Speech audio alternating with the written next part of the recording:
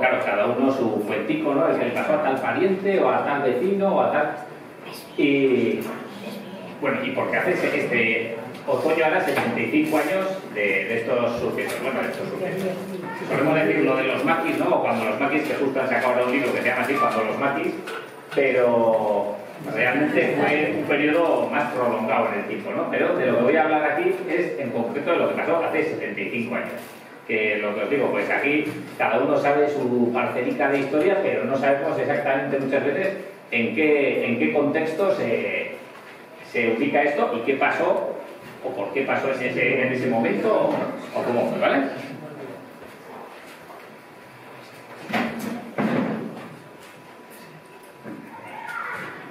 Bueno, pues vamos a ver. Bueno, lo del maquis enviado nuestro octubre rojo, el octubre rojo realmente es por hacer el juego con el título de aquella película y de aquella novela, ¿no? Pero realmente pues eso, es pues porque eran los rojos que habían venido en octubre, no por otra cosa. Bueno, ¿quiénes eran los maquis, no? Pues aquí si le preguntamos a cada uno, pues a la gente más mayor, pues igual más o menos saben lo que eran, a los que ya no les tocó vivir esto en directo, pues igual lo tendrán un poco como otros tenían el coco, el hombre del saco, no, joder, los maquis, pues si no comes te van a venir los maquis. Eran una cosa un poco como para meterse de hielo, ¿no? Pero realmente, ¿quiénes eran? Bueno, pues eran la guerrilla antifranquista, ¿vale? Eran pues los republicanos que en un momento dado, claro, ya deshecho el ejército y tal, no les queda otra manera de pelear que como guerrilla, ¿vale? Eso es, republicanos en general y mayoritariamente vinculados al Partido Comunista. Y tenían distintos orígenes, ¿vale? Había quienes en el 36, cuando el golpe de Estado, se echaron al monte porque su zona era zona nacional, que diríamos, y se echaron al monte pues porque si no tenían otra forma de salvarse. Luego otros que cuando empezó la guerra eran en zona roja, digamos, pero con el transcurso de la guerra pues igual se quedaron atrapados, no pudieron escapar a otro país y entonces se tuvieron que echar al monte también.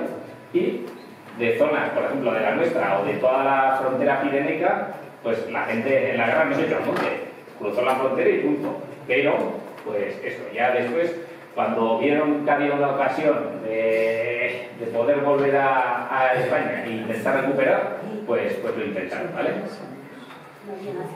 Bueno, y el origen del nombre de maquis es, realmente tiene origen en Francia y viene del corso, del idioma de Córcega, ¿vale?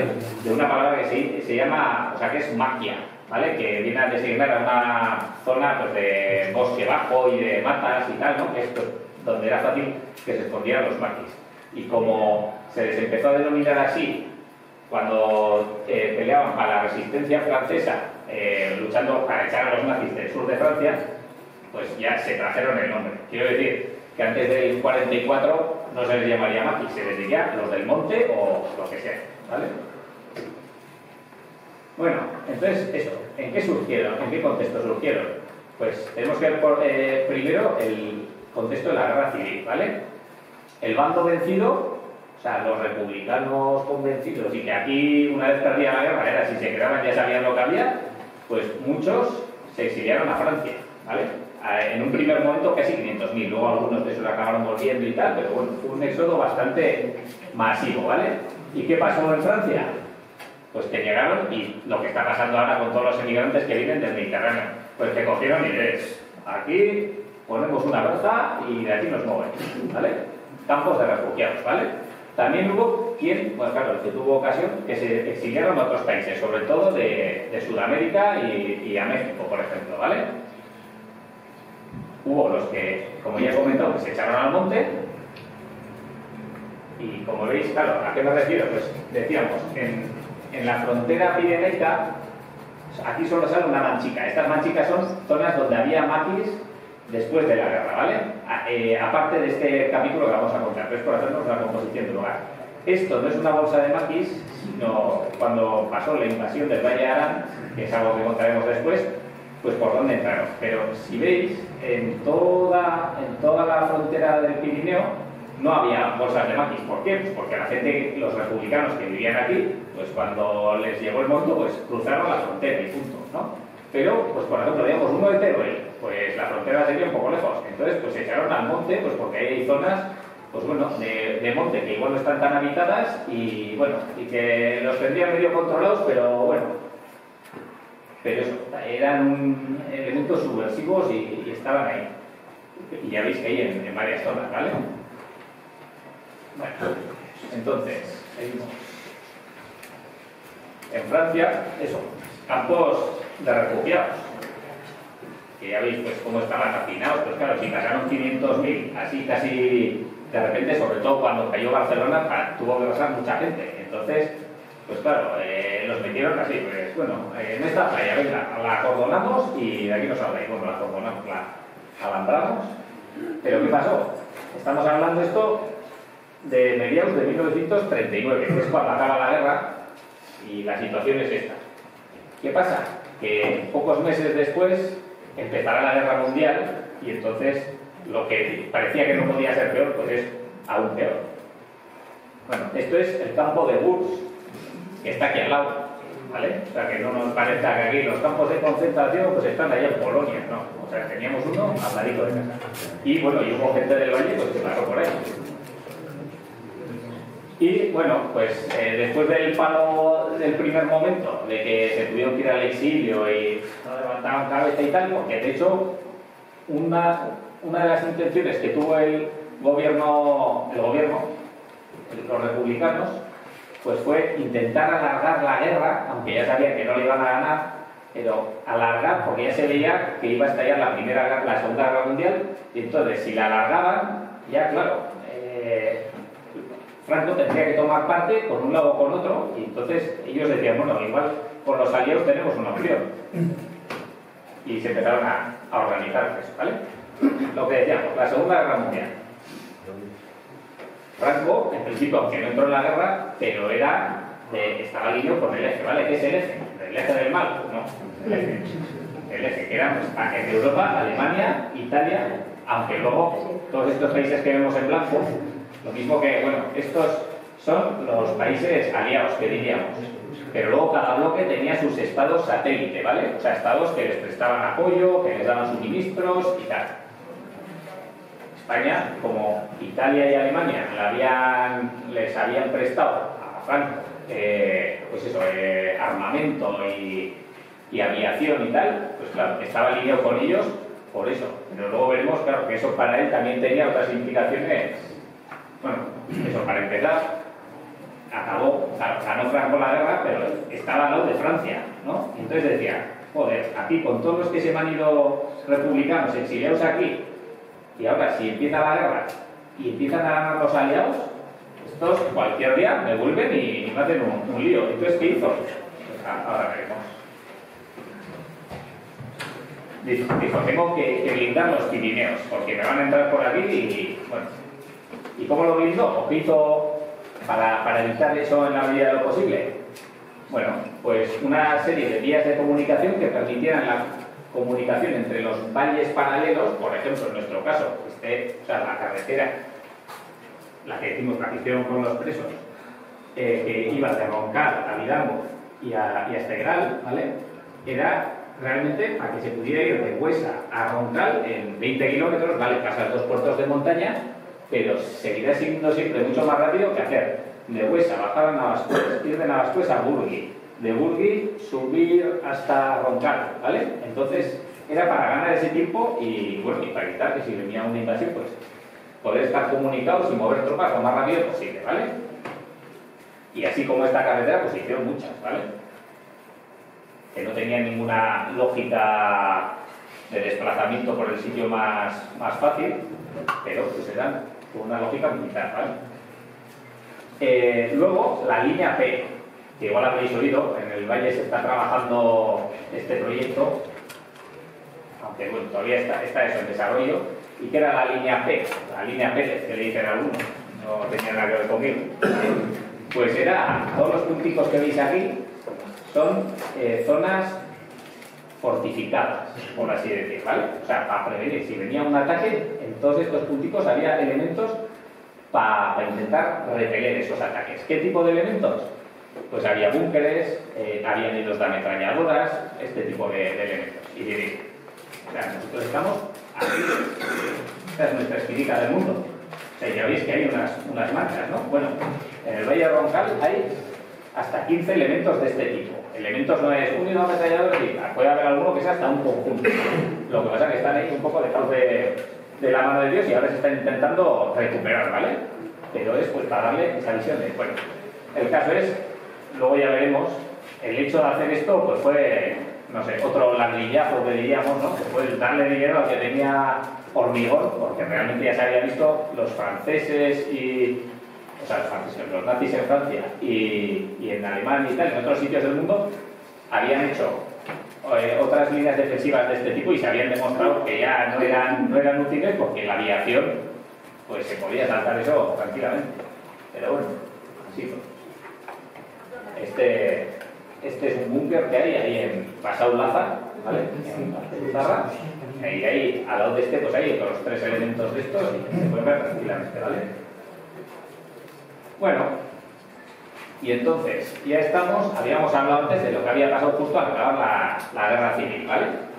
El caso es ya para el año 42, bueno, el año 42, un poco antes, pero para el año 42 es más o menos la máxima extensión que había alcanzado el Tercer Reich, ¿no? Como los alemanes habían perdido la Primera Guerra Mundial, los aliados estaban un poco pues, confiados, digamos, ¿no? Y los franceses decían, los alemanes no nos van a hacer. Pues bueno, total, entraron hasta la cocina casi sin pegar tiros. No es así, pero ya veis. O sea, Francia, el lado este izquierdo, es lo que estaba ocupado por los nazis.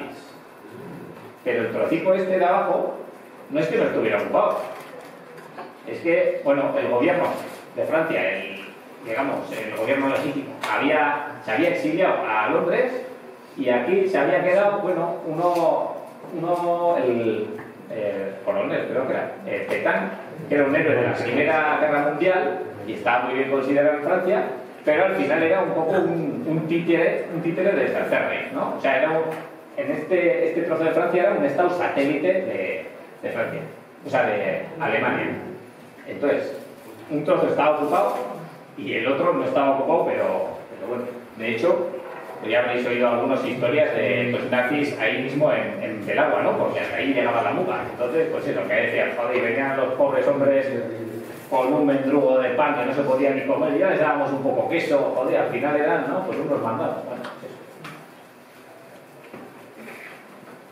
¿Vale? Y entonces, eso, los campos de refugiados, cuando la ocupación nazi se volvieron campos de concentración, ¿vale? O sea, ya aparte de estar ahí hacinados, pues ya también se les empezó a hacer pues, trabajos forzados y tal.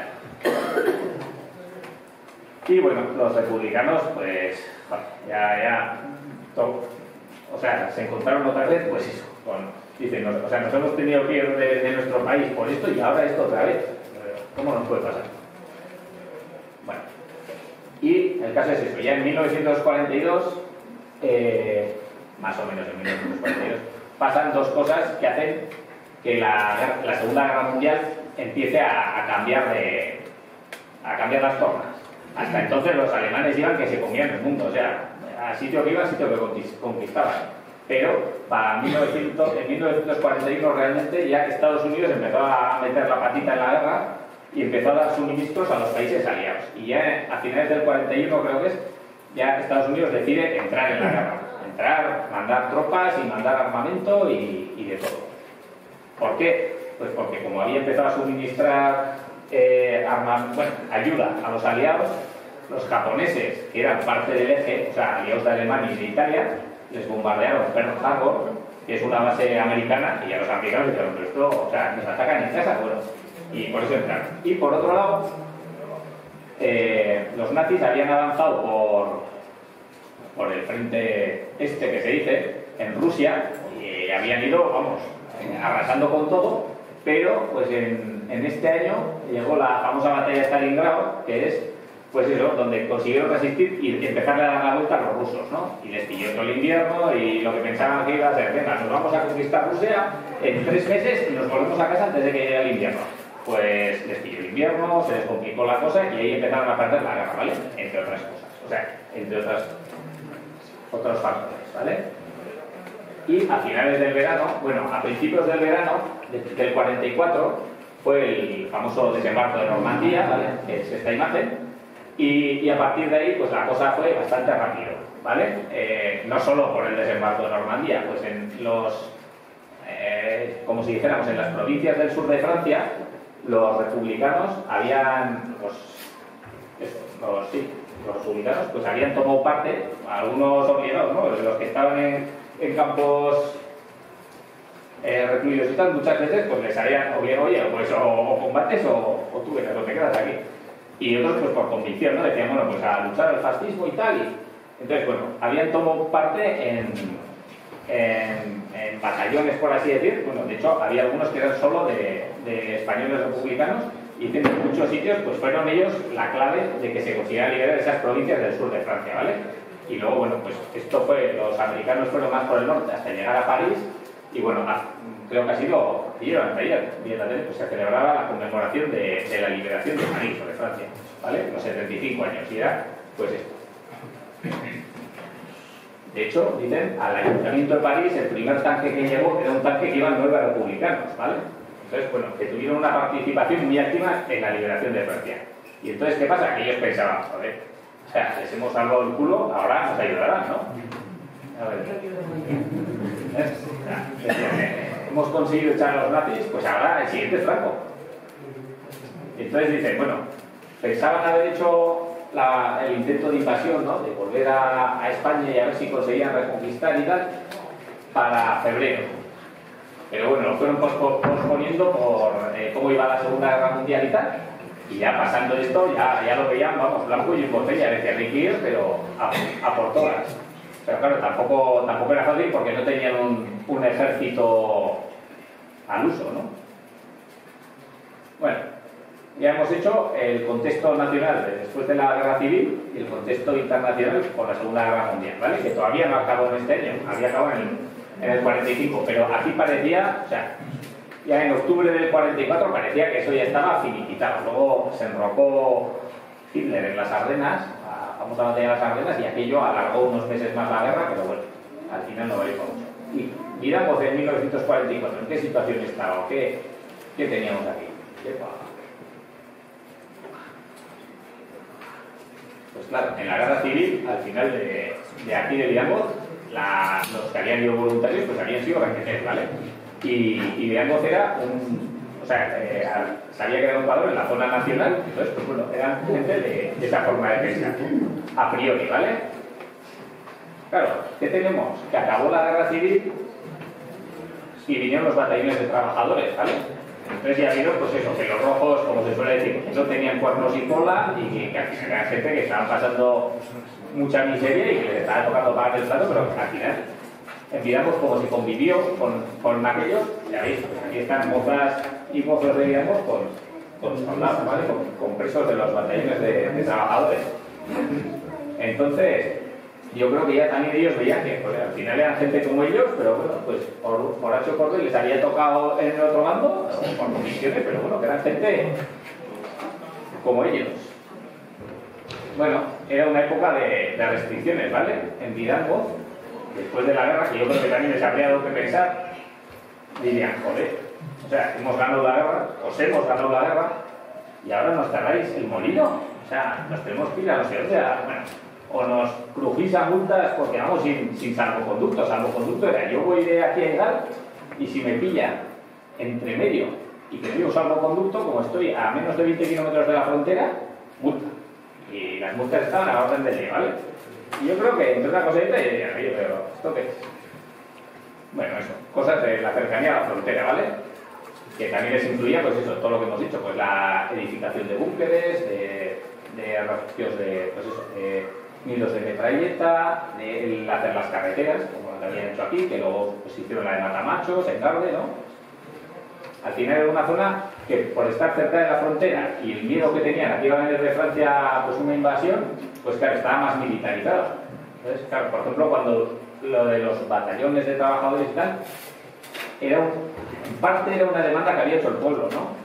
Decían, bueno, pues esta carretera ha sido un proyecto histórico del pueblo y tal, y no se ha hecho pues por otros motivos, pero sería de interés, y además de interés estratégico, pues por lo que decíamos, por conectar valles que iban en paralelo y ganar esto. Pero claro, lo que no sabían era que les iba a venir tanta población como la que tenía el pueblo en aquel momento, ¿no? Entonces, claro, aquello...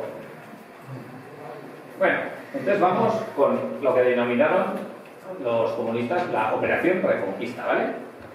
Las premisas de la operación, o sea, lo que pensaban de primeras cuando lo apuntaron, bueno, que de hecho el que estaba al mando del Partido Comunista en Francia en aquel momento era Jesús Monzón, que era navarro, ¿vale? Entonces, bueno, pues eso, veían que la Segunda Guerra Mundial estaba ya casi finalizada y que iban a ganar los aliados, ¿no? Eso es. Los republicanos esperaban el favor de los aliados, o sea, decían, bueno, nosotros les hemos echado un cable, nos hemos puesto claramente de su lado, hemos combatido en Francia de su lado, y Mussolini ha caído, Hitler no había caído todavía, pero estaba al caer, y decían, bueno, ahora el que queda es Franco, o sea, hay que ir a saco a por él. Entonces decían, claro, pues si... Esto. Creo que lo hemos puesto ahora. Creo que luego está. Eso, esperaban encontrar apoyo popular, o sea, pensaban que iban a cruzar y bueno, y tanteando a la gente en los pueblos, pues habría mucha gente descontenta con Franco y que se iban a levantar con ellos y tal. Y confiaban en que su estrategia de distracción iba a funcionar. ¿Qué estrategia de distracción? Al final lo que planeaban era ocupar el Valle de Arán, ¿vale? Ahora lo veremos. Y para ello, pues lo que hicieron es una invasión, mandar tropas a lo largo de todos los Pirineos para que los contingentes tanto de Guardia Civil como de soldados como de policía se dispersaran, ¿no? a los puntos de donde estaban entrando y que quedara más desguarnecido el Valle de Arán, y ya veremos para qué, ¿vale? El plan era eso, era ocupar el Valle de Arán. Claro, que podéis pensar, que yo pensaba en octubre, pero es que hay que ser tonto para empezar una operación de estas en octubre por el Pirineo. O sea, si se te va a echar a nevar cualquier día y la vas a liar. Claro, precisamente era eso lo que querían. Era ocupar el Valle de Arán antes, o sea, y para cuando reaccionara Franco ya habría empezado a nevar y se habría quedado aquí aislado, menos el puente de Bielsa, ¿no? que conecta con España. Pero claro, es un túnel, o sea, eso lo puedes controlar, ¿no? Entonces el plan era eso, era ocuparlo antes de que llegara el mal tiempo, poner ahí un gobierno provisional. De tanto, pues como llegaría el invierno, los franquistas no podrían recuperarlo, ¿no? Claro, como no podrían recuperarlo, por un lado, pues eso, la rabia que le daría, pero claro, el régimen también seguiría desmoralizando de que nos tenemos por un trozo y no somos capaces de recuperarlo. Y encima han puesto un gobierno como si fuera un gobierno legítimo ahí, ¿no? Pensaban, pues eso, que eso les traería problemas. El resto de partidas de maquis, las que hemos dicho que no iban por el Valle de Arán, sino por el resto de los Pirineos, o sea, no era sin más, pues intentar entrar y luego volverse, no. Pues la cosa era intentar llegar a las bolsas de maquis que hemos visto antes, que había en el resto de España, ¿vale? Pues en Teruel, en la Cornisa Cantábrica, en el sur. Al sur sería más difícil llegar, pero de aquí sobre todo, pues a Teruel, ¿vale? Y esperaban que se produjera un levantamiento popular, ¿no? Al ver que habían conseguido ocupar esto y bueno. Y claro, ya como habrían abierto esa primera brecha, ¿vale? Habrían ocupado ese primer trozo de España, pues pensaban que los aliados que todavía estaban en la guerra mundial, pues dirían, venga, pues lo que toca es ahora ir a por Francia. ¿Vale? Esto es un mapa de todos los Pirineos y todas las flechicas, cada flechica es por donde habían planeado una invasión, ¿vale? O sea, una invasión como la que pasó aquí, o sea, de hecho, la nuestra, bueno, es esta más o menos, ¿vale? Aunque luego vemos que lo que hay en la documentación todavía es un poco impreciso, pero bueno, ¿vale? Pero ya veis que hay hasta 30 y pico, ¿vale? Y la cosa era que aquí, en el Val de Arán, ya veis que físicamente está en Francia, ¿vale? O sea, las cimas de las montañas llegan hasta aquí y aquí ya es como en la vertiente del otro lado, ¿vale? Pero no contaban, bueno, este es un plano del 46, o sea, es después de esto, pero es para darnos cuenta de las tropas que había en la frontera, las tropas francesas que había guarnecido a la frontera, ¿vale? O sea, que no era una cosa tan fácil. O sea que igual hasta cierto punto este Jesús Monzón pues pecó de optimista, ¿vale? También pensaba, pues ya le decían algunos informantes, ¿no? Digamos espías, o que habían intentado contactar con los pueblos de este lado de la frontera, pues ya le decían, pues es que tampoco lo habían tan claro, decían, no sé yo si la gente nos va a seguir, ¿eh? Pero bueno, el otro tiró para adelante y luego vemos lo que pasó. Entonces, bueno, vamos ya con lo nuestro, ¿vale? Lo que toca a los maquis en torno a Villaco. Ya veis aquí, para que os ubiquéis, aquí está el Puerto Laza, ¿vale? Donde los prismáticos, aquí está Itarzu, aquí está Uztarro, bueno, y aquí está la frontera, ¿vale? Los documentos oficiales dicen que entraron por aquí, por Arracogoiti. Pero si el primer encuentro tuvo lugar en Laza, yo dudo mucho que entraran por aquí para hacer todo esto, ¿no? Yo creo que habrían entrado por Crucheta, que era por donde iban las alpargateras de Virango, por ejemplo, o por donde hacían el contrabando de la lana, de Virango, antes más, ¿vale? O sea, que es para llegar al Puerto Laza, lo natural es pues hacer más o menos así, ¿vale? Bueno, pues esto pasa el 3 de octubre. Luego veréis la operación Reconquista o la invasión del Valle de Arán es el día 19 de octubre. Pero esto había que hacerlo antes, ¿para qué? Si empieza a entrar gente el 3 de octubre por aquí, bueno, pues correrían, ¿no? Contingentes hacia Navarra y habrían hecho lo mismo en otros sitios para que se movieran las tropas hacia allí, ¿vale? Y en cierto modo lo hicieron, lo que pasa es que al final eran muchísimos más. Y entraron los maquis, llegaron al Puerto Laza y al día siguiente pues tuvieron un enfrentamiento que ahora veremos, no me acuerdo si era con el ejército o con la policía, pero eso, que fue, o sea, tiene de peculiar que en esa línea P que hemos comentado, que era el sistema de fortificar todo el Pirineo para defenderse de una invasión, que ya decíamos que realmente para cuando empezaron a construir ya era algo que estaba obsoleto, ¿no? Que en otros sitios, en Francia se llamaba la línea Maginot y también no había valido para nada, ¿no? Y había también el muro del Atlántico que realmente no había valido para nada porque la aviación ya era capaz de saltarse todo eso.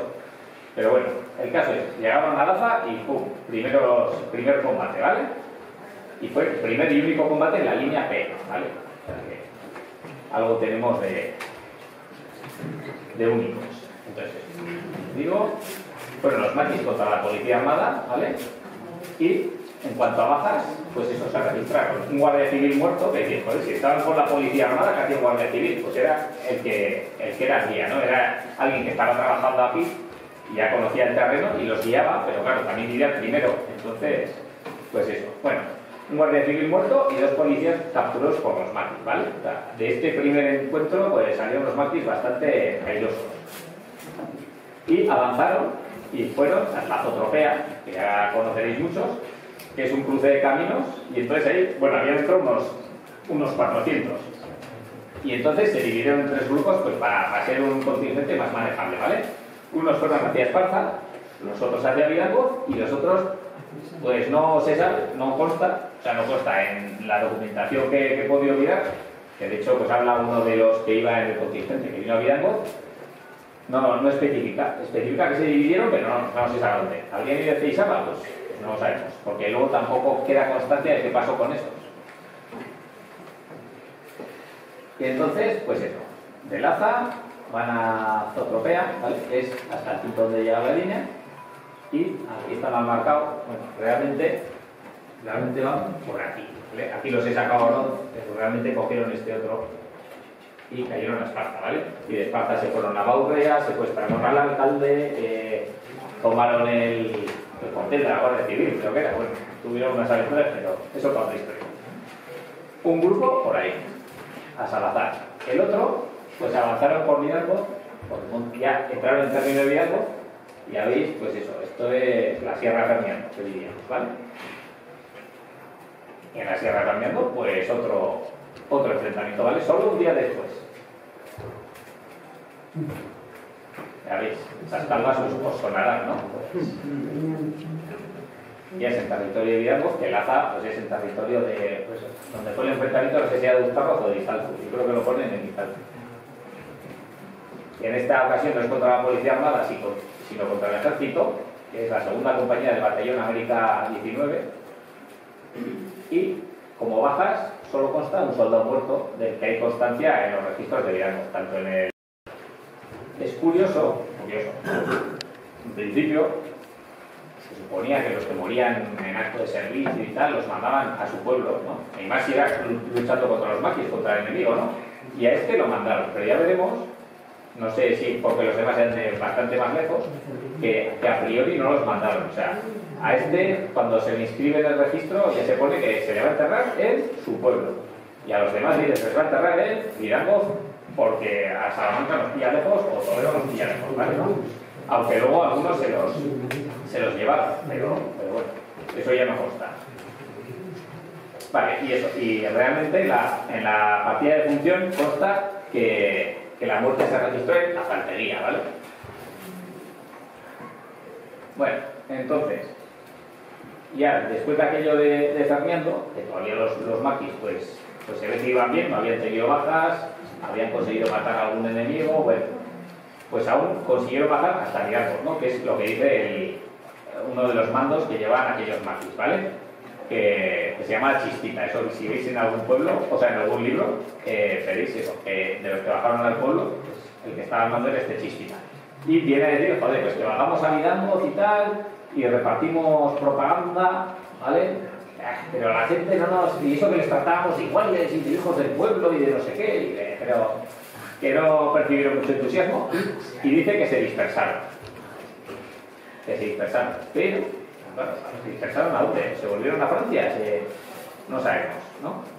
Con esto, igual tiene que ver, veis ahí que he puesto un puntico, eso es casi donde nace el río de Virango, Cervinés, está pues ahí arriba, casi donde el Portillo y Larión, y es un sitio, claro, antes lo pasaba la carretera, y ahí hay un trozo pues que no era muy transitado, no era transitado porque es un sitio oscuro, húmedo, tal cual, y decían que si después de que pasó toda esta historia de los maquis habían encontrado ahí restos de que, joder, pues dicen, aquí estaban escondidos, ¿no?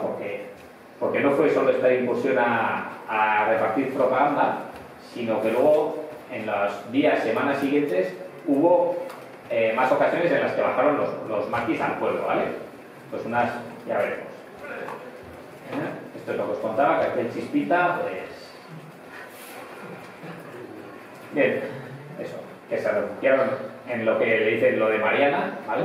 Que es ahí arriba, y pues era un sitio difícil de acceso y seguramente por ello no los descubrieron, aunque claro, también habían bajado, se supone, cuando después de lo de Sarmiento, unos 100, no habrían entrado los 100 al pueblo, pero claro, los 100 escondidos ahí yo creo que difícilmente de esconderse, ¿vale? O sea, sería lo que dice, se habían dispersado y algunos, que luego veremos, había gente de la zona, conocerían el monte y dijeron, bueno, es buen sitio para esconderse, ahí ya está, que nos podamos ir, ¿vale?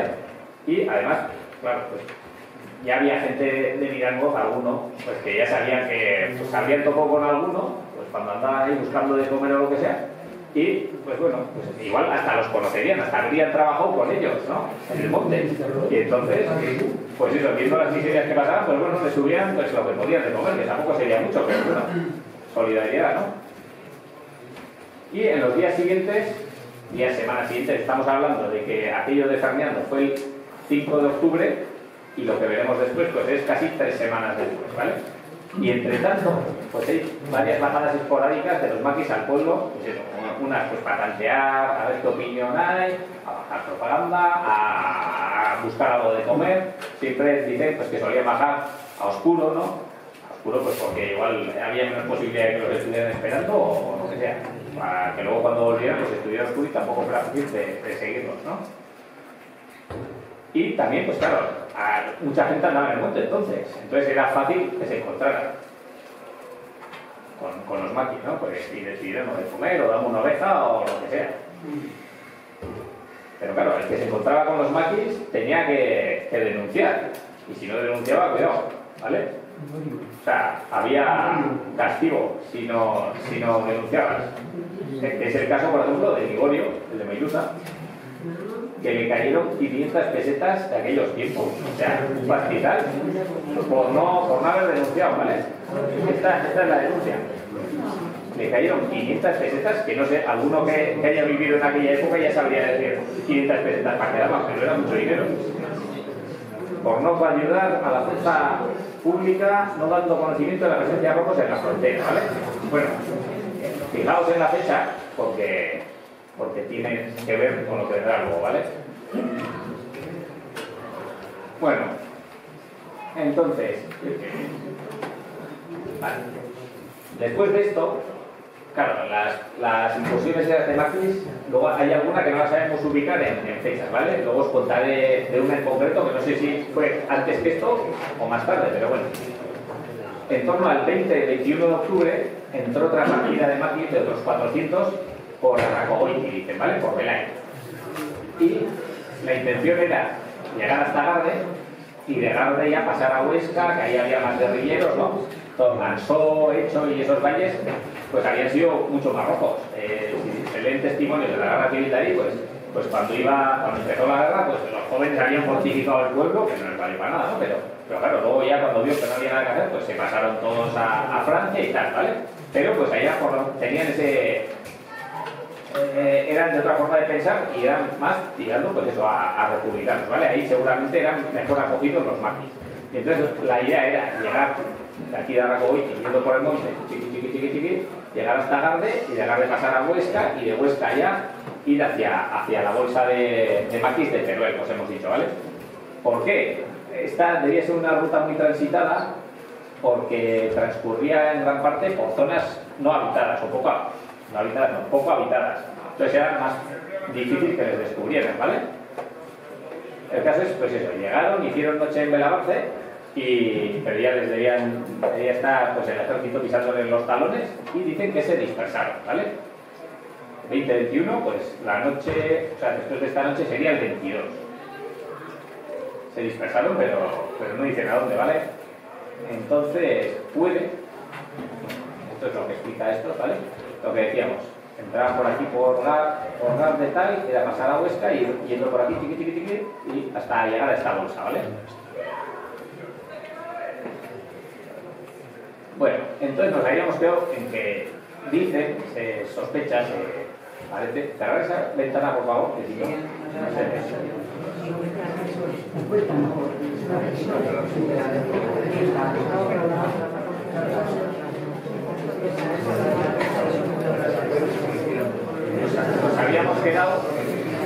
Nos habíamos quedado en que parece que algunos maquis se habían quedado ahí en el trozo. Claro, no sabemos ni cuántos discos.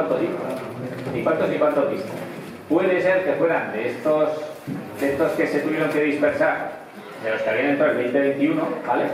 O puede ser que fueran de aquellos primeros que llevaron a Virango y alguna partida se quedó ahí porque conocían el terreno y tal, ¿vale?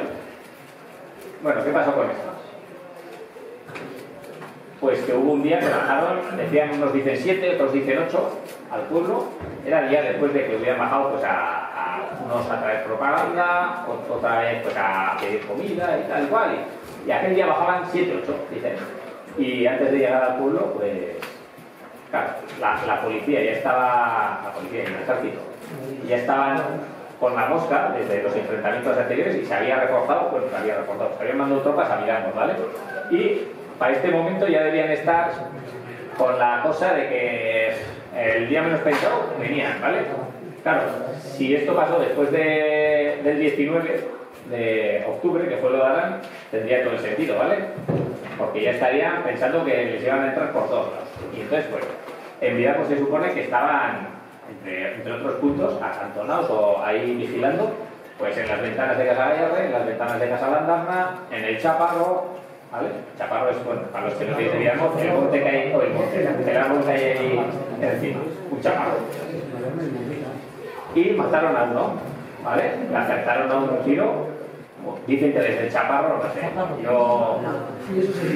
Yo diría que o era un francotirador muy bueno o acertarle de 400 metros con las armas que había entonces. Pero bueno, igual eran francotiradores, ¿eh? No sé. Pues os he ido contando. ¿vale? Las ventanas de Casa Gallarre, las de la Andarna y el chaparro, ¿vale? Y del chaparro, bueno, y al que le acertaron, cayó al pozo de Diego, ¿vale? Que es el que está a la par de la huerta de Diego en Gandeta, ¿vale? Y se murió el gato y los otros, pues claro, se fueron pegando leches, porque les empezaron a caer tiros y tal. Bueno, ¿esta foto para qué es? Esto es de donde seguramente la habrían pegado. Pero es que el chaparro está ahí. Joder, un poco difícil. No habría todos estos árboles, ¿eh? Pero son 400 metros. Hay que acertarles de ahí, ¿eh? Por mucho gusto que hay. Bueno. Y entonces, lo que decíamos, los otros 7 o los otros 6, los que quedaron vivos, pues claro, se fueron otra vez para arriba, pero corriendo, y dicen, claro, con algunos se van con gente de viaje que bajaba del monte. Y que, pues claro, unos dicen, pues iban amenazando que hoy iban a bajar al día siguiente y iban a quemar todo el pueblo. Otros dicen también pues que con los que se iban cruzando, pues les decían, oye, ahí ha quedado un compañero muerto, pero por favor, pues enterrarlo pues como si fuera uno del pueblo y tal y cual.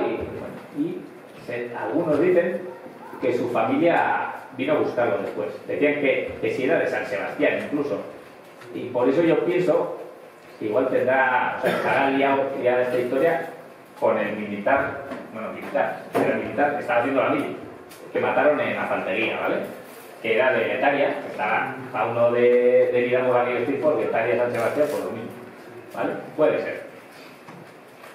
Y este maqui que mataron ahí es el que se decía que llevaba una carta, unos dicen que era para su madre y otros dicen que era de su madre, ¿no? Pero pues como que llevaba una carta de que, como diciendo, bueno, sí, es que ya me doy cuenta de que esto, de que venimos engañados, de que no vamos a conseguir nada, nos vamos a entregar, pues se dice, ¿vale? Claro, y si eso sí era para su madre, si era de su madre, pues era lo contrario, ¿no? Pues le decía a su madre, pues entrégate, que no te va a pasar nada. Se dice.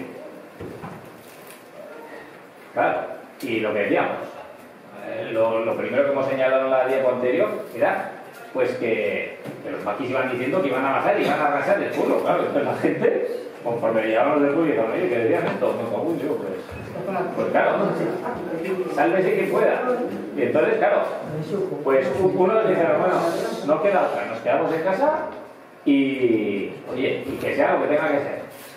Otros, muchos, se escondieron en la trampa de sopa. La trampa de sopa está aquí, está bajo tierra. Bueno, bajo tierra. De la calle entras de aquí, está a una altura más.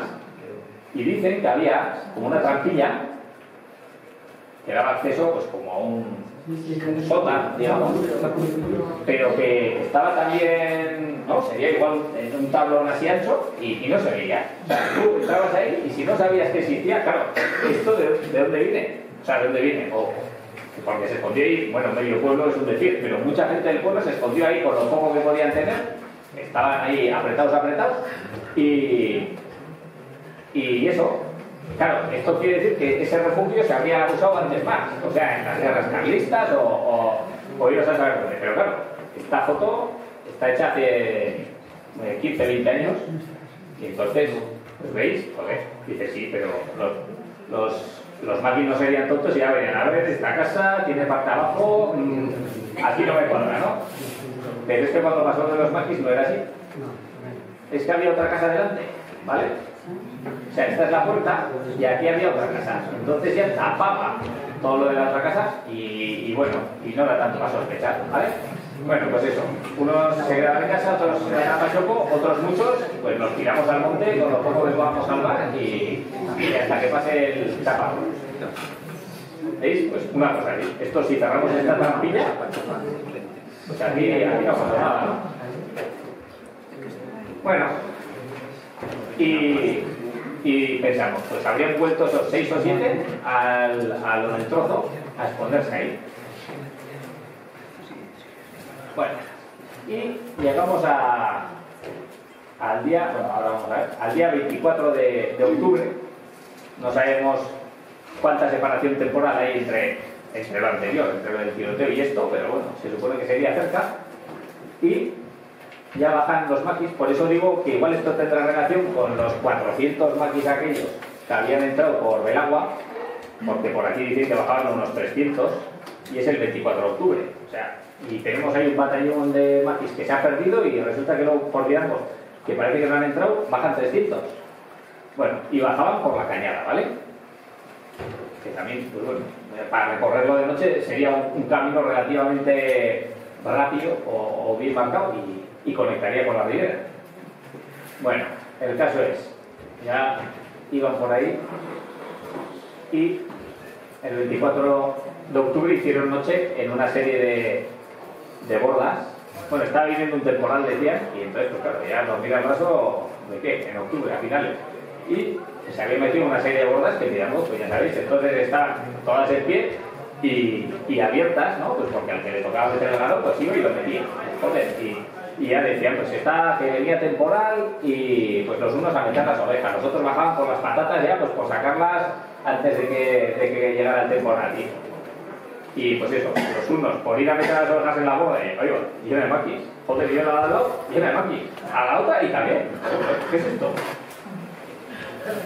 Bueno, esta es por donde baja la cañada de, pues eso, de la Puntitera, más o menos, ¿vale? Esta es la borda de Istu, esta es la borda de Macurra, esta es la borda de Borna, que todavía está en pie, y la borda de Mendigacha, ¿vale? Aquí había una borda de Ornat, pero yo creo que entonces ya estaba caída. En estas cuatro es seguro que estaban ocupadas, ¿vale?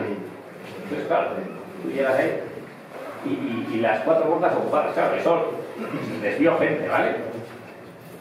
Bueno, esta es la borda de Borna, ¿vale? Habría bajado por este y por aquí, así, ¿vale? Entonces, claro, va y se encuentra con uno de los que se encuentra, va y es el alcalde. El alcalde que había sido un requete voluntario en la guerra. Pues claro, ¿qué os podéis pensar? Pues que contestó a lo que les dijo, pero que seguramente conocía, trabajaba en el monte también. Pues se ve que conocía también a algunos de los que había, ¿vale? Luego comentaremos. Pero bueno, luego también se decía, pues eso, que él, de esa gente que hemos dicho que les subía comida al monte, pues entre ellos debía ser él. Pues claro, al final también, los carlistas yo creo también andaban desengañados. O sea, después de que habían ganado la guerra y el lema de los carlistas era Dios, patria y rey, fueron, joder, ahí no les ponen rey, les ponen a Franco, pero ¿qué es esto? ¿No? Y bueno, y eso. Entonces, bueno, uno de los que se encontraron era el tío Pío. Y resulta que, claro, que encima llevaba la fonda y el estanco y entonces, pues bueno, hay anécdotas curiosas, claro. La que decíamos del alcalde, bueno, pero con el tío Isidro, que llevaban el estanco, pues resulta que ya pasó y salieron los maquis y los cañonaron así. Y alguno que lo conoció salió y dijo, bajar, que me dio un cigarro primero. Y que decía, yo no fumo. ¿Cómo que no fumas? Pero si tienes el estanco, sin vergüenza. Hostia, pero ¿quién es? ¿Y qué tal está la sorda? Ya decía dónde. ¿Y yo dónde meto? Y este estaba, ¿y tú de quién eres? Si me dices el nombre, igual te conoceré. Y que se debió quitar pues, la capucha o lo que tenía. Ah, ya te conozco. Pues uno de Sigüez, que debía ser, ¿vale? Pues eso. Bueno, y hubo muchos encuentros más. Pues eso, pero que pues, aquí en cada casa cada uno podría contar unos tantos, pero no tenemos tiempo para tanto, ¿vale? Y al bajar el pueblo, pues claro, tenía que dar aviso, ¿vale? Pero bueno, igual ya les habría prevenido, oye, pues si arrancáis, pues mira, tenéis mediodía y para cuando os pille, ¿vale? Lo que sea, ¿vale? Entonces, esto es el 24, y pues en cuanto salió el sol, pues salió el sol. En cuanto amaneció, pues arrancaros, cañada abajo, chiqui chiqui, y cuando iban en el Alto Bullorre, pues pam. Pamba que, claro, como ya habían dado parte al bajar a la tarde-noche aquí, pues habían subido contingentes de Burgui, igual de Navascués y tal, y salieron al encuentro, ¿vale? No, bueno, aquí yo creo que solo habían venido los de Burgui, así, bueno. Le salieron al encuentro, a la gente del pueblo, los que conocían el monte, les decían, pues si hacéis así y asado, les podéis acorralar, vais a saber vosotros de estrategia. ¿Y qué pasó? Pues los maquis contra el ejército, ¿vale? Ese regimiento, y después pues ya vinieron refuerzos de la policía armada, después de ya Pues claro, subían por el barranco de Bullorre, los maquis ya los vieron venir, les dicen que eran muchos más los maquis que los militares, y entonces pues hubo ahí un tiroteo, pero bueno, tiroteo y luego eso, dicen que llegándose al cuerpo a cuerpo, ¿vale? Y dicen que los maquis en principio apuntaban más o solo a los mandos, ¿vale? O sea, si querían matar a un teniente, un sargento, a un lo que sea, ¿vale? No a uno que le había tocado, pues porque le había tocado. ¿Y cuál es el resultado de este combate? Que claro, es por lo que tiene importancia en Hidalgo, o sea, lo que pone a Hidalgo en el mapa de los maquis. Pues 6 maquis muertos, ¿vale? Anónimos y enterrados en el limbo, o sea, en el cementerio civil, y 12 capturados, ¿vale? Y por el ejército, o sea, como he dicho, que les apuntaban a los mandos, pues bueno, algún soldado cayó, pero cayeron 2 cabos y cayó un teniente, ¿vale? Y ya veis de dónde eran, pues de Salamanca, de Asturias, de Toledo, de Salamanca. Claro, a estos de primero dijeron, nos vamos a llevar a Salamanca, ¿de qué? Los enterramos aquí y luego ya veremos. Al teniente, que era al teniente consta que se lo llevaron, hay testimonios de que el teniente Benito se lo llevaron. Los demás, pues no sabemos la ciencia cierta, ¿vale? Eso es, entrados en primera instancia aquí y después trasladados. Claro, el entierro también fue distinto, ¿no? De los unos se sabía el nombre, se les hizo funeral, se les hizo una caja, aunque chunga, pero una caja, y a los otros se les metió una sábana y se les echó ahí al agujero y ha habido un placer. ¿Vale? Y están debajo de eso, debajo de la casetita real, ¿vale? Bueno, pero claro, después de aquel enfrentamiento que hicieron los maquis, pues no corrieron para atrás, pues tiraron cañada abajo, ¿vale? Hacia adelante. En ese punto, ya veis, es más o menos donde cruza la cañada el Alto Hidalgo, ¿vale? Y ahí no sabemos si es alguno que quedó herido de aquí y que pues irían y aquí ya llegó y no podía más y apareció muerto, o lo encontraron más tarde en la borda de Racas, que está ahí en el Alto Hidalgo, ¿vale? Y también se le enterró en el cementerio. Y los maquis pues siguieron cañada abajo, y ahí en Euskarres, en la borda de Palacios, pues tuvieron otro enfrentamiento del que por lo menos en la bibliografía no nos corta mucho, y como en Hidalgo no tenemos el archivo de Euskarres, pues no sé si murió alguno ahí o fue sin más un tiroteo y tal. Porque cuando estaban llegando al Alto Hidalgo, o sea, la cosa fue, tuvieron el tiroteo aquí de Bullorre, la policía se tuvo que retirar, bueno, pero eso lo cuento ahora, eso es. Se vieron en minoría y vieron que estaban matándoles a algunos de los suyos, y entonces los militares se retiraron para pedir refuerzos, ¿vale? Y aún, pues volvieron con los refuerzos y siguieron por el barranco de Hidalgo de arriba, ¿vale? Ya pensando que los maquis habrían pasado, que habrían arrancado a correr y tal. Entre que llegaban los refuerzos y eso, pues bueno, cogieron guías de aquí, ¿no? Pues que dijeron, venga, llévanos a la cañada por aquí, pues, y eso. Pero, pues eso, claro, empezaron a subir al Alto Hidalgo pensando que habrían pasado, y a lo que se estaban acercando, pues les cayeron tiros y eso. Y entonces esto hila, pues que igual algunos se habían quedado más atrás por llevar a este que apareció muerto después, que estaría herido, o lo que sea, o igual lo hirieron entonces y lo enterraron después, ¿eh?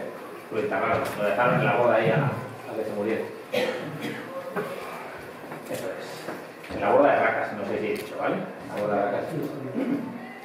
Y en torno a la borda de Palacios, en Euskarres, pues otro enfrentamiento, pero que realmente lo de los maquis en Navarra está poco estudiado. Hay algún artículo y unas menciones en un par de libros, pero yo por lo que he mirado para hacer esta charla y los datos que tengo de Hidalgo, pues te das cuenta de que realmente en eso que está aceptado como oficial, por ejemplo, todo lo que estamos viendo en esta charla lo meten en una sucesión de 4 días, cuando realmente hubo 3 semanas entre medio, ¿vale?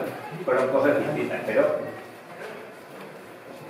bueno, y entonces, después de la borda de Palacios, pues siguieron cañada abajo, cruzaron las coronas y llegaron al portillo de Ollate y debían estar ahí ya pasando noche en la borda de Zalba, ¿vale? Y allá, pues, eso, entre los contingentes de Burgui y los de Navascués, pues ya los debieron rodear, los habían avisado, o bueno, o ya se tuvieron noticia de que estaban ahí y los rodearon. No los debieron rodear, pero bueno. Y también hubo ahí un enfrentamiento, ¿vale? En la borda de Salva. Que decían, algunos de villanos me decían, joder, y yo aún cuando bajaba la Bardena unos años después, aún estaban los tiros en esa borda. Bueno, ¿qué pasó? Hubo ahí un tiroteo, pues creo que murieron, ahora veremos. Creo que hay algún, eso es. De los maquis, 5 muertos y hacen 30 prisioneros, y del ejército 2 soldados muertos, ¿vale? Pero los maquis, entre tanto, dicen que hicieron un agujero en la parte de atrás de la borda y se consiguieron escapar unos cuantos. ¿Vale?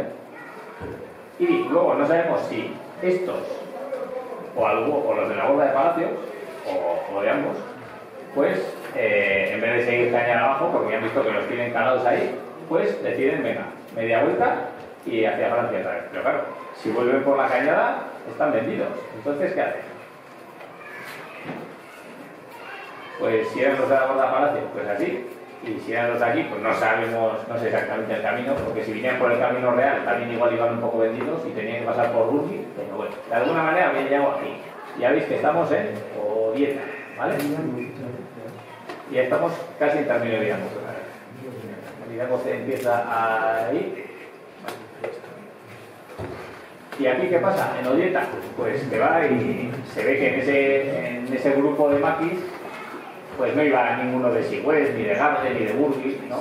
Que se dice que había entre los maquis de aquellos, o de Salvatierra, ¿vale? Y no se conocían en el monte. Entonces, ¿qué dijeron? Pues, si no pillamos un día, vamos jodidos. Entonces, llegaron a Odieta y había un pastorico. Bueno, cruzaron al otro lado del río, ¿vale? Bueno, para eso, para evitar la vigilancia, y se encontraron con Juan Chapatero.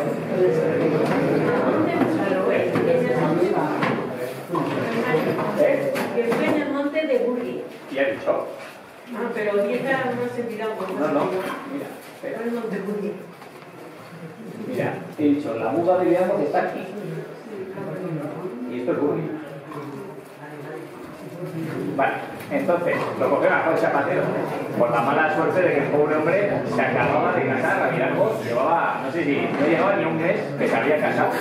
Y había ido a Vidamos y vais. Y veis, te pillan los maquis, apunta pistola y venga, llévanos a Francia. Bueno, pues Juan Chapatero ya debía estar curtido en mil batallas, había matado a 2 osos y tal, y bueno, pues una historia más, venga, los maquis. Y entonces, ahora estamos ahí abajo, he movido el mapa para arriba, ¿vale? Y ya lo veis, está ahí. Entonces, claro, de aquí, de Odieta, ¿cómo vas a Francia? Bueno, pues coges así, ¿no? Lo que decíamos, el camino real, y luego, pues coges por Araen, subes a Santa Bárbara, bueno, por ahí. Pero claro, lo mismo, pues claro, ya estaban al tanto, ya en Vidamos había un contingente militar y se supone que habían tenido noticia de que algunos habían escapado y andarían por ahí. Bueno, Calderero los guió como pudo, pero claro, en vez de ir por aquí, que es por donde parecería lo lógico, fue por este trozo de la derecha, ¿no? Cayó a lo de Anzca y subió, dicen, por lo de la borda de Pilar, el cerro de la borda de Pilar, de Roncal, ¿vale? ¿Por qué? ¿Por qué complicarse la vida si el otro camino es más fácil y más recto y estará más llano? Pues porque estaban los militares en la borda de Chapatero, ¿vale? Y estaban ahí, pues claro, que si hubieran pasado por ahí, pues se los comen, pero pues bueno, pasaron por el otro cerro y llegaron a Santa Bárbara y ya se les está haciendo de noche. Como hemos dicho, venía temporal, estaba agua nevando, había niebla, o sea, estaba aquí hecho un asco. Y entre tanto, claro, Juan Chapatero, que llevaba todo este rato con la pistola detrás de la cabeza, ¿qué hacía?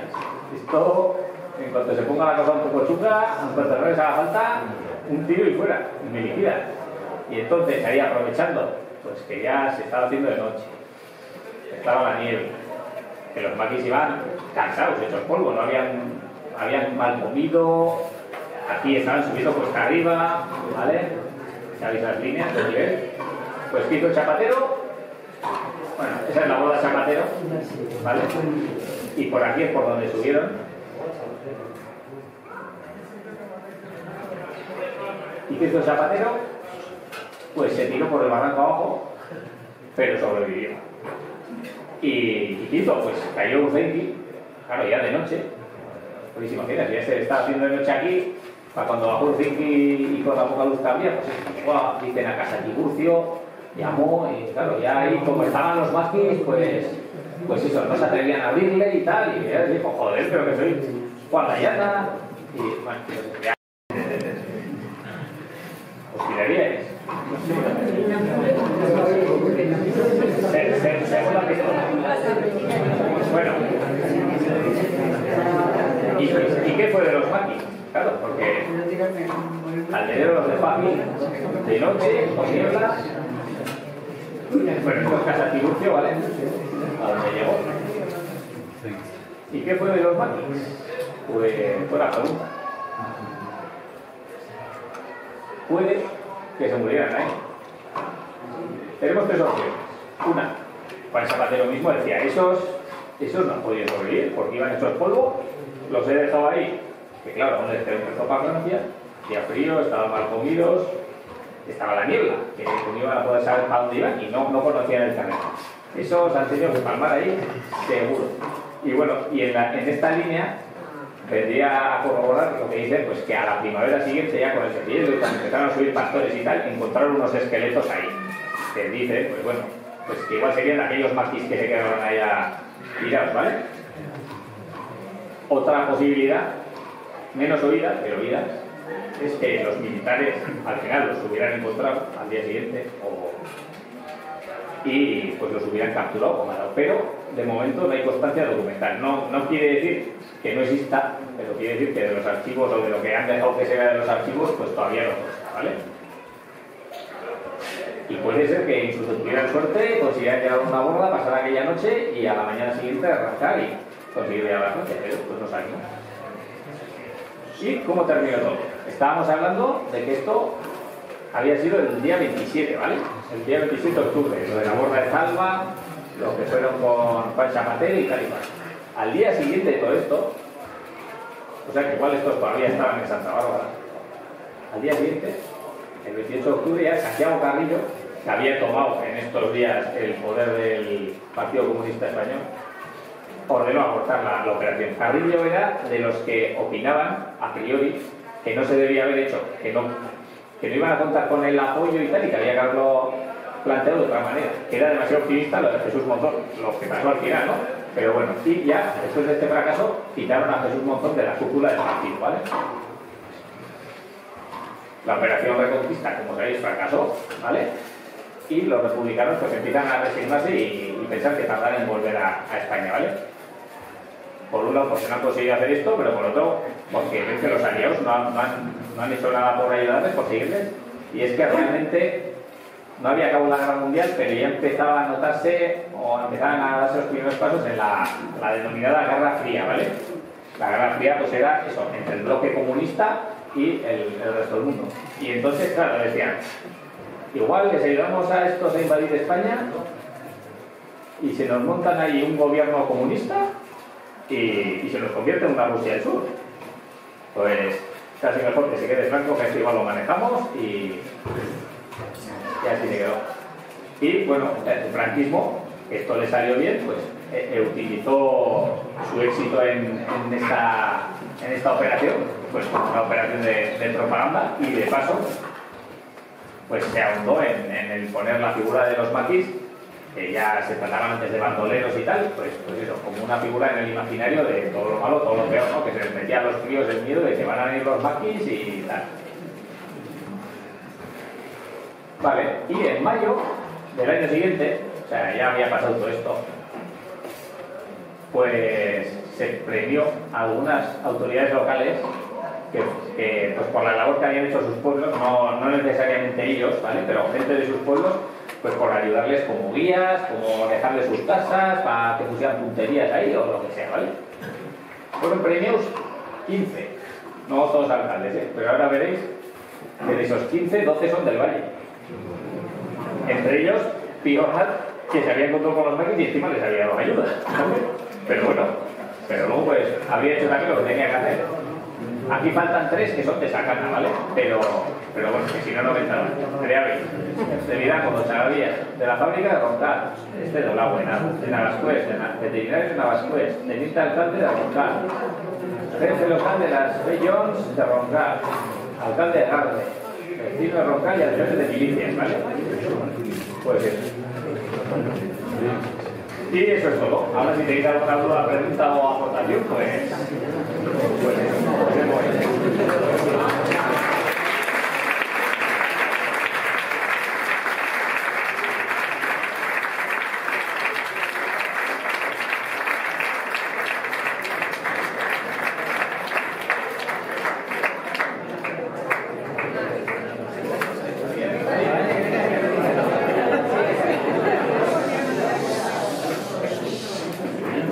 viendo que esto es en el año 44-45 y viendo que que la dictadura dura 30 años más, no hay ningún periodo en esos 30 años de un poco de reactivación, de decir, ¡guau!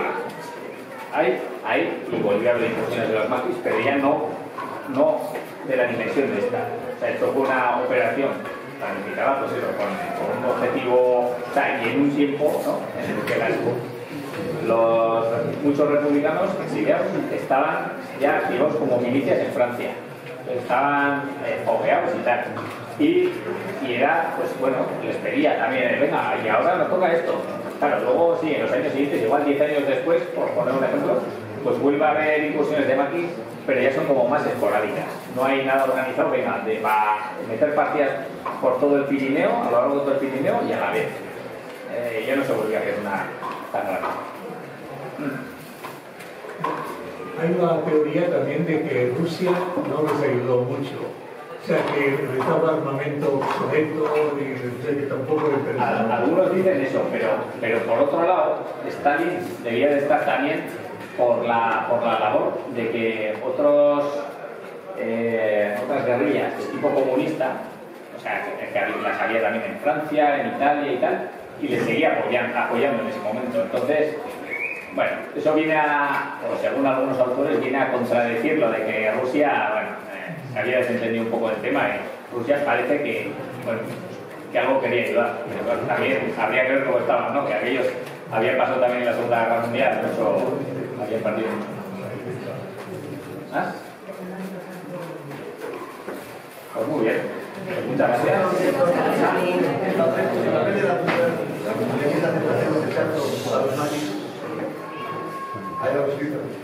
Es que escrito no hay poco o nada, pero en cuanto a guerrilleros, por ejemplo, no tenemos nada de incluir a mujeres entre ellos. Y luego, pues de lo que tocó aquí, o sea, de lo que pudiera funcionar pues, en las casas y tal, pues claro, pues las mujeres, pero lo mismo con los hombres, o sea, intentar salvar los muebles o lo poco que tuvieran, pero no tenemos nada en concreto.